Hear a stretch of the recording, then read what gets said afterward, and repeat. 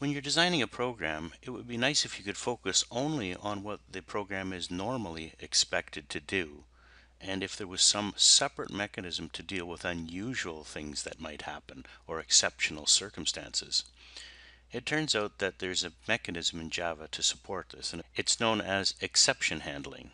Chapter 12 deals primarily with exception handling, but also discusses text I/O, and we'll be covering both of those topics in this chapter. Sometimes a program will run just fine, but all of a sudden it'll encounter some particular exceptional circumstances that leads to a runtime error and causes the program to terminate abnormally. It would be nice if there was some way that we could handle such runtime errors in a way that instead of the program just crashing ungracefully, we could get it to either continue to run, or if it was impossible to continue to run, at least we could get the program to terminate gracefully instead of crashing. This functionality is provided by something called exception handling in Java. To overview it, we can think of runtime errors as being an unusual thing that doesn't happen all the time, but when it does happen, we need to deal with it properly. When the Java virtual machine detects certain kinds of operations that are impossible to carry out, and one of the primary examples of that is an attempt to divide something by zero, because mathematically that's impossible. We can't do it.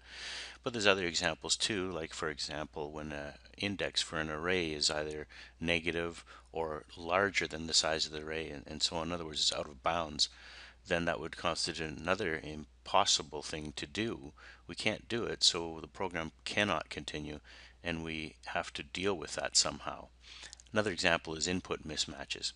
So whenever one of these impossible things happens, it would be nice if we had some mechanism to deal with it separately, apart from the program that we're writing that deals with the normal expected situations. Exception handling allows a program to deal with such occurrences in a graceful way. In some cases, the program may be able to actually continue running as normal.